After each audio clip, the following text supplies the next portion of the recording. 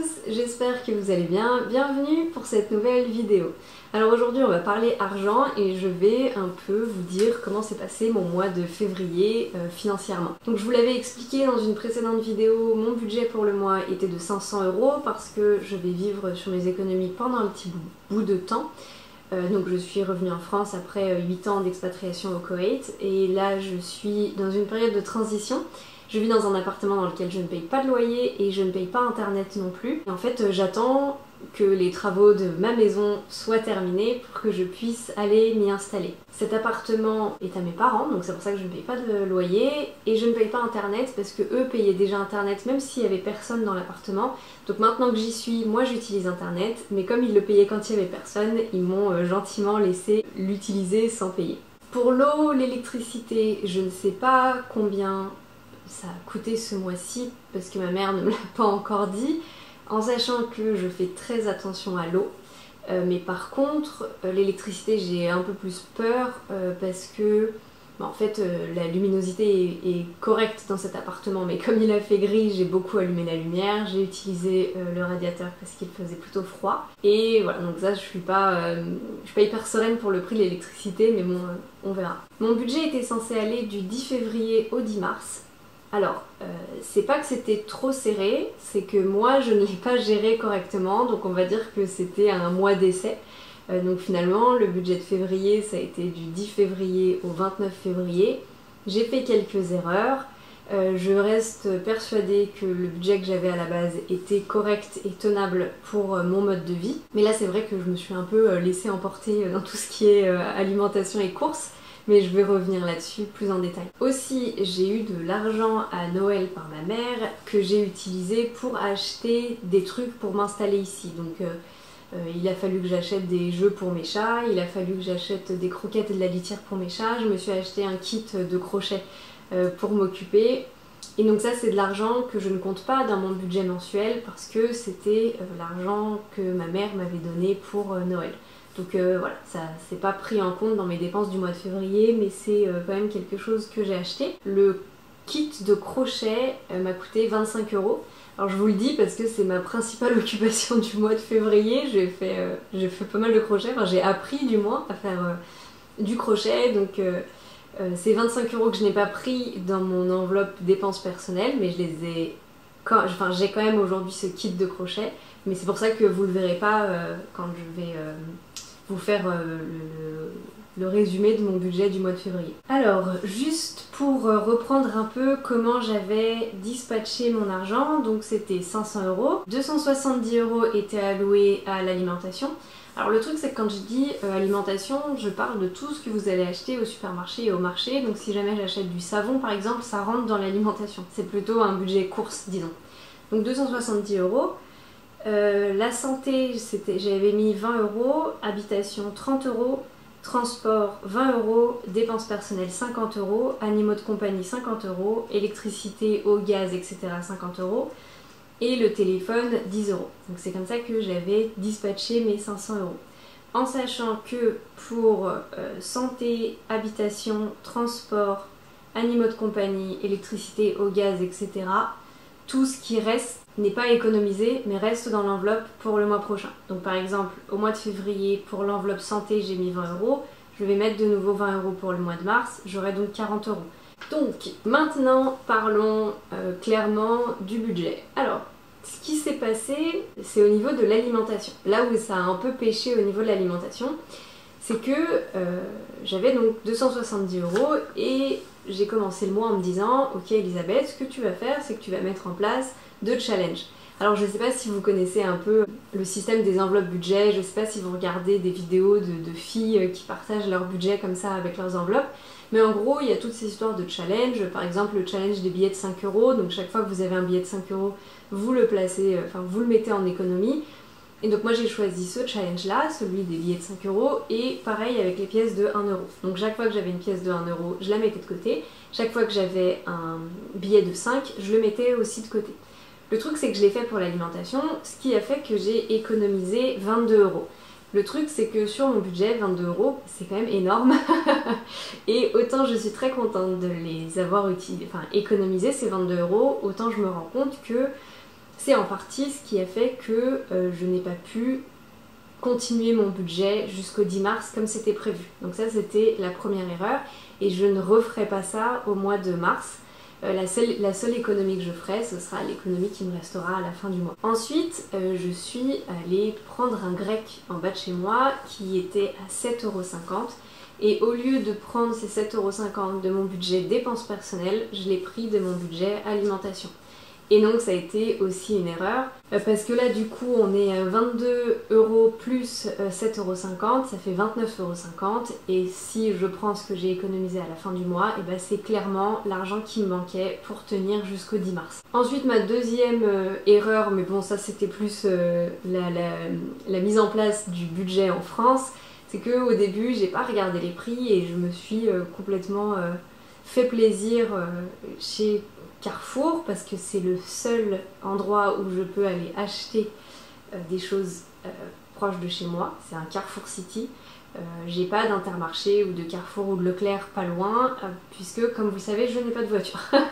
Donc mes courses je les fais entre le Carrefour City et le marché local, mais bon bah en fait Carrefour c'est super cher et moi quand j'allais faire mes courses chez Carrefour j'ai complètement craqué au début et ça a fait que bon, bah, j'ai dépensé plus que de raison. Ça encore une fois, c'est pas grave, on s'habitue. Et à partir du moment où j'ai commencé à regarder les prix, à réfléchir à est-ce que vraiment on a envie de dépenser autant dans tel produit, bon bah j'ai déjà baissé drastiquement le prix. Et ensuite, dans cette idée d'être contente d'être revenue en France, je suis allée plusieurs fois à la boulangerie et j'aime bien les croissants et tout, mais moi j'aime le pain. Je suis une grande fan de pain et je crois que je suis allée acheter 3 ou 4 fois dans le mois. En fait un énorme pain seigle épeautre, délicieux mais super cher.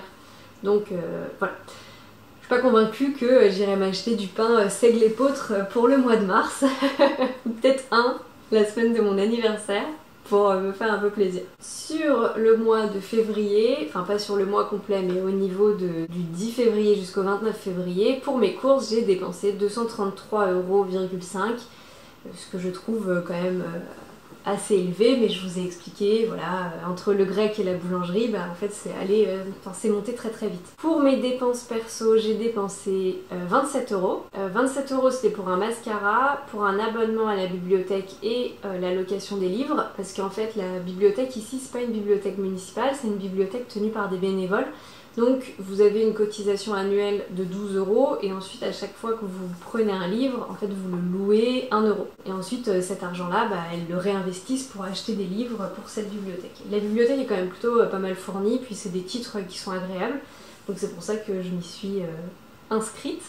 Et donc j'ai dépensé 27 € sur ce mois de février. Ensuite au niveau du transport, donc je vous l'ai dit je n'ai pas d'abonnement, c'est juste que j'ai eu besoin de prendre le train une fois pour aller dans ma maison, pour aller rencontrer un plombier, pour être précise, et le ticket m'a coûté 8,50 €.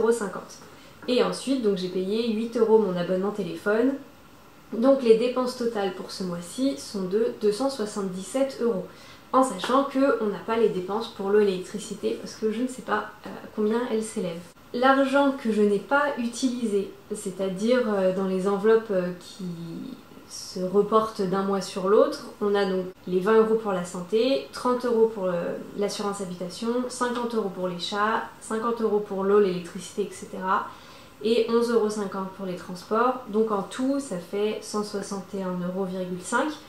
Cet argent reste dans les enveloppes. Donc l'argent que je n'ai pas utilisé et qui reste dans les enveloppes s'élève à 161,5 €. Et au niveau des économies, donc ce qui me reste des courses, c'est-à-dire 14,5 €, plus ce qui reste des dépenses perso, c'est-à-dire 18 €, plus 4 € du challenge de pièces de 1 et 25 € du challenge de billets de 5, ça fait une économie totale de 61,5 €. Je ne pense pas avoir autant d'économies pour le mois prochain. Tout simplement parce que je ne vais pas utiliser l'argent des courses pour les fameux challenges et comme c'est un peu la seule enveloppe que je dépense en réalité, et ben en fait tout simplement mes challenges se rempliront pas aussi rapidement.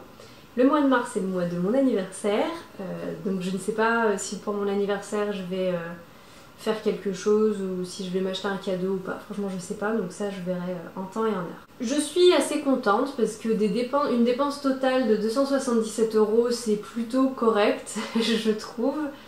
Je suis persuadée que je vais certainement dépenser 250 € pour l'alimentation le mois prochain, mais du coup ce sera un mois complet. En tout cas, j'aimerais bien dépenser 250 € pour pouvoir économiser 20 €. Si je monte à 270, c'est pas très grave. Pour mes dépenses, là je suis contente parce que j'ai économisé 18 €, donc ça c'est bien.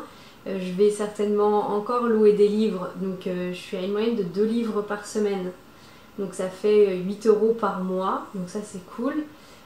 Pour le crochet, j'ai encore assez de laine, enfin j'ai encore assez de fil pour pouvoir crocheter sans racheter quoi que ce soit, donc ça c'est bien. Donc voilà, donc en fait moi ce que j'ai appris de mon mois de février, c'est que comme je le pensais au Koweït mais que je ne pouvais pas mettre en place à cause de la météo au Koweït, les activités gratuites ne sont pas si compliquées à trouver. Et je n'ai pas de problème à investir dans quelque chose qui va m'occuper pendant longtemps. Par exemple, les livres. Moi, ça m'a pas dérangé de devoir payer 12 € à l'année, même si je vais clairement pas rester un an ici. Je n'ai pas de problème puisqu'au bout du compte, après tous les livres que j'ai lus déjà maintenant, et c'est déjà un peu rentabilisé en réalité. Et pareil, les 25 € pour le crochet, ça fait que j'ai déjà plein d'aiguilles à crocheter et que maintenant la seule chose que je vais devoir acheter, ça va être du fil. Et vraiment ça m'occupe des heures et des heures sur la journée, donc ça c'est plutôt cool. Je me promène aussi énormément puisque je fais au moins une balade d'1 heure minimum par jour, ou alors je fais du vélo. Donc c'est un vélo que j'avais déjà avant, donc je ne l'ai pas acheté pour l'occasion. Et moi ça me suffit amplement. Je vis tranquillement, je suis très contente de ne pas travailler pour pouvoir justement vivre tranquillement comme ça. Je trouve ça hyper agréable, en tout cas moi je ne m'ennuie pas. Donc voilà, j'ai fait le tour de mon budget de février qui était donc un budget d'essai, donc qui compte pas vraiment. Enfin si ça compte, ça m'a permis moi de voir un peu les prix, de voir qu'il va falloir que je revoie ma façon de faire les courses. Parce que là vraiment au début, j'étais un peu dingue, surtout pour les yaourts. Moi je suis une grande fan de yaourts et j'avoue que acheter du skyr à je sais pas combien est le pot, mais je crois que c'est très cher, ça vaut pas trop le coup quand vous avez des petits Suisses qui sont tout aussi bons et qui sont aussi hyper protéinés. Donc il va falloir que je fasse attention à ne pas me faire arnaquer par le marketing, parce que c'est vrai que bon, un peu une victime là-dessus parfois. Surtout en ce qui concerne la nourriture. Si je dois retourner au grec parce qu'un jour j'ai envie de manger quelque chose de très gras, et je prendrai dans mes dépenses perso et on va se limiter un peu sur la boulangerie à mon grand regret. Et si jamais je gagne des sous pour une raison X ou Y, j'ouvrirai une enveloppe boulangerie juste pour pouvoir dépenser mon argent dans ce fabuleux pain seigle épeautre qui est délicieux. Voilà, j'ai fait le tour. Si vous avez des questions, n'hésitez pas à les poser en commentaire, j'y répondrai avec grand plaisir. Vous pouvez aussi me donner votre avis. Est-ce que vous trouvez que 277 € des dépenses en 19 jours c'est énorme ou pas? Moi je me rends pas compte, j'ai pas l'impression que ce soit énorme, mais bon, je sais pas. J'espère que vous avez fait de belles économies sur ce mois de février. Moi je vous souhaite une bonne journée ou une bonne soirée, ça dépend de l'heure à laquelle vous regardez cette vidéo, et je vous dis à la prochaine. Ciao!